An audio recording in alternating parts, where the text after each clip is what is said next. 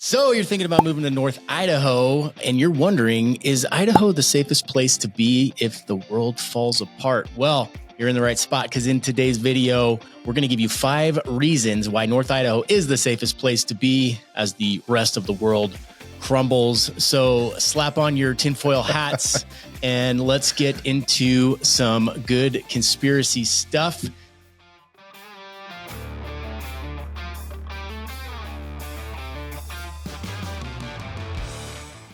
Dave, myself, and the rest of our team of former first responders, we get calls, texts, and emails every single day from people just like you trying to learn more about North Idaho. So give us a call, text, or email. We would love to help you make that smooth move up here. And whether you're looking to move right now or 12 months from now, we got your back on that.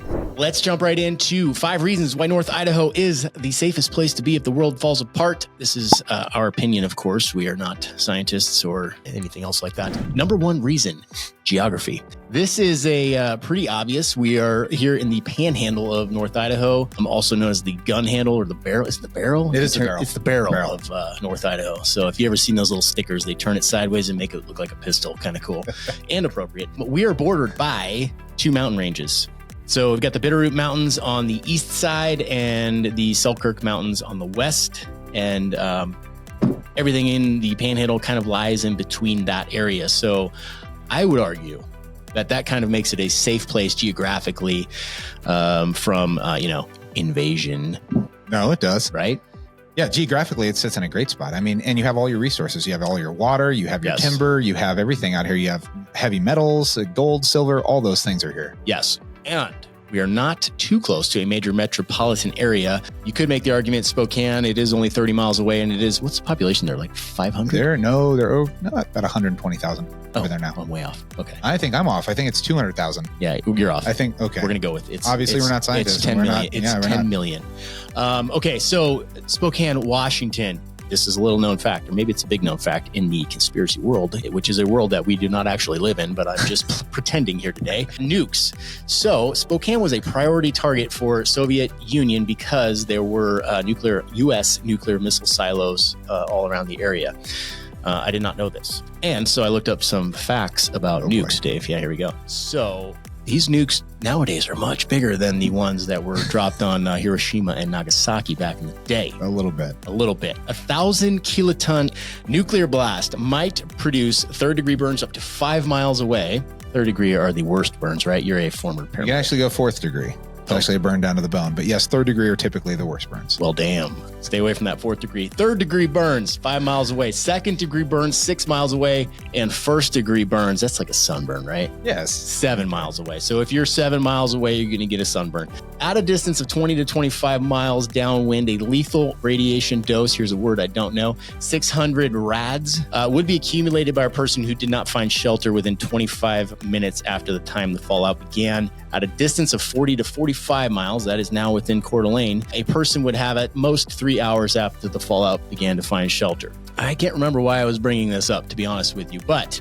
I guess the point was, it's a fun fact. I guess the point was, here in Coeur d'Alene, if Spokane were to be nuked, and I don't know that it's still a priority. I don't know that Putin gives a crap anymore, but maybe. So just know that if we're in this area, you will have a little bit of time. You're not going to be within the initial blast radius. You would have time to move farther away from Spokane and save yourself from that sunburn and potential horrible radiation sickness, death. So I wanted to point all that out. Now, so more geography, which is actually really good. Reality. Back to reality. A little more about North Idaho is the fact that we actually have very few natural disasters. We have no earthquakes. We have no tornadoes. We have no hurricanes. We have no phone winds. Phone winds are like the Santa Ana winds. I thought that was a typo. What is that? Phone winds. Phone winds are typical winds that are put together by mountain ranges and high pressure, low pressure systems. So basically, Southern California has the Santa Ana winds, which come in and they're devastating for fires and those types of things. They're always worried about fire up here. I was a fire captain for a long time down in San Bernardino. We fought a lot of big wildland fires, saw a lot of destruction. I was entrapped and burned over on the Sawtooth fire. That was all stuff that was wind driven.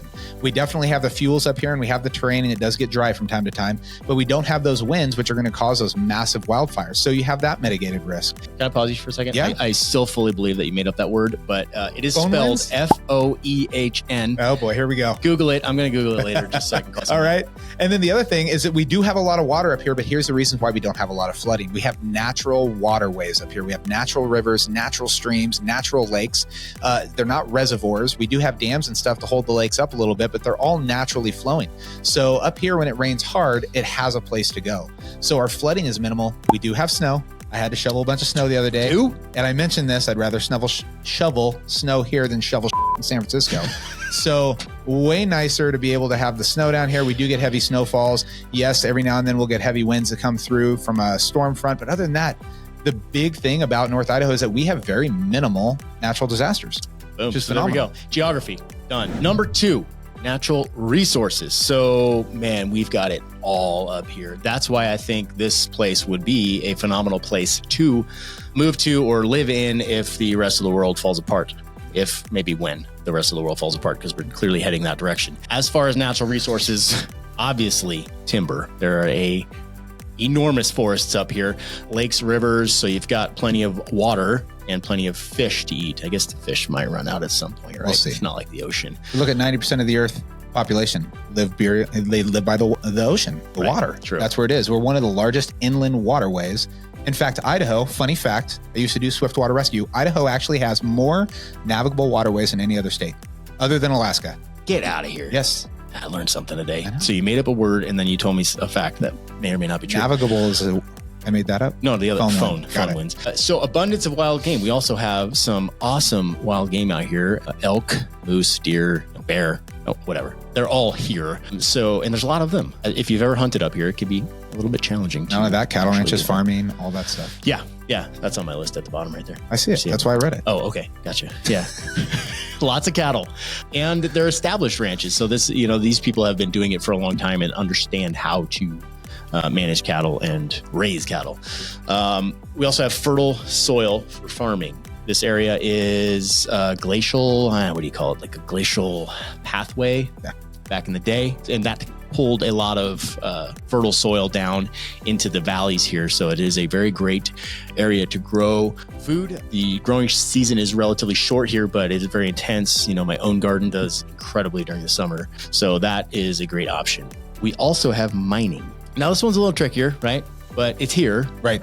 Lead, gold, silver, and some other metals I've probably never heard of. So just so we're clear, also, the Silver Valley in eastern Idaho and the Panhandle was one of the largest producing silver mines in the entire country. Right. And there's still a lot of production that comes out of it, and they're looking to expand it right now. So there is a lot of heavy metals up here that you can mine. So I guess we would need the ability to do something with that metal. But there is some, got a mine. But once you pull it out of the earth, then right. I'm picturing as the rest of the world is in flames. North Idaho is this perfect little sanctuary, defended on all sides, and we're pulling metal out of the earth. We need to be able to do something with it. And I think, we have manufacturing here.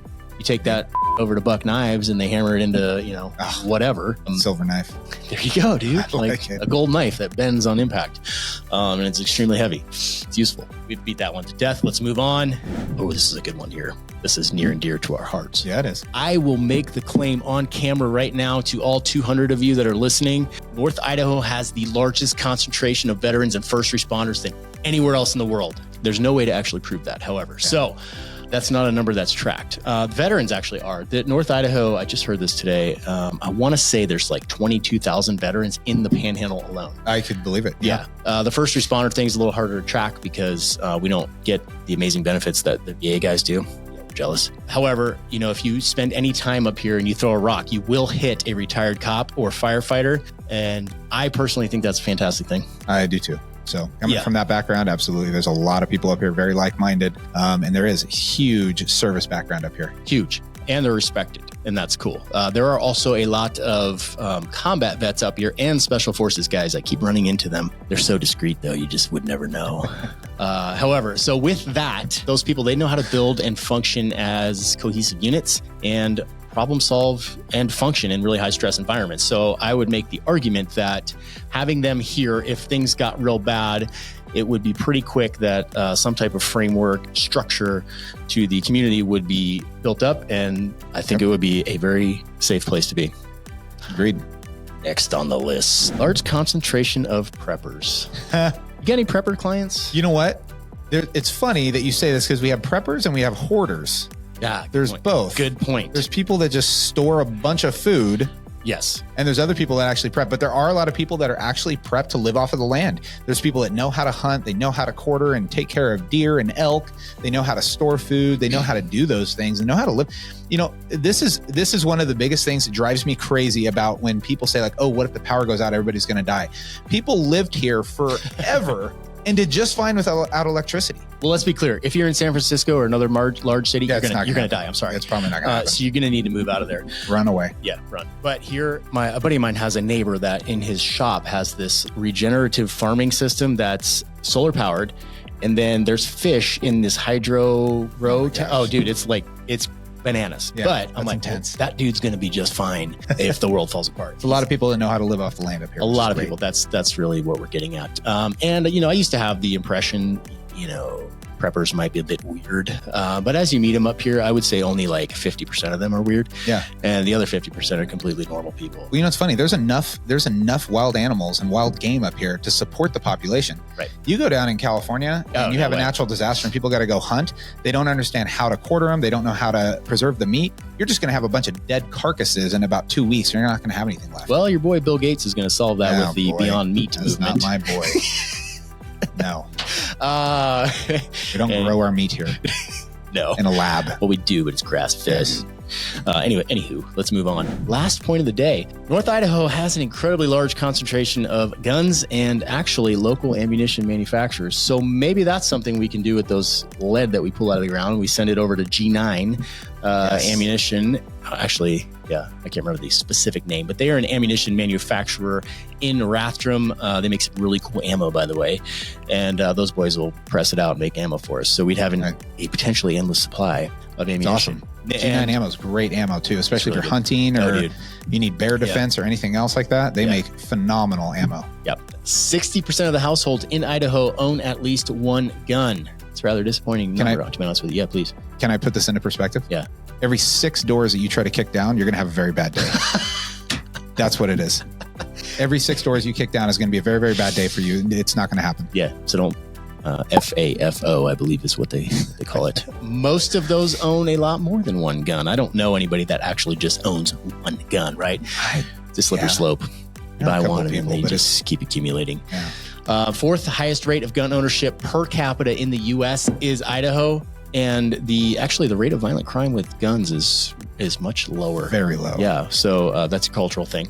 So don't be alarmed. There are a lot of guns here, but there's also a great culture that stands behind that. And honestly, the people with the training to use them. Right. So that's the big pros. Yeah, we already touched on the ammunition manufacturers. You got G9. I think there's another one, but I think there's a couple of smaller ones. There's one over in Dalton Gardens. I don't know the name of it though. But I mean, gun manufacturing and everything else up here. I got my Gunfighters hat on right now. Another company. They make phenomenal holsters. If you've ever heard of the Kenai chest holster, that is made by Gunfighters Inc., located right here in Rathdrum. Which I told you I need one.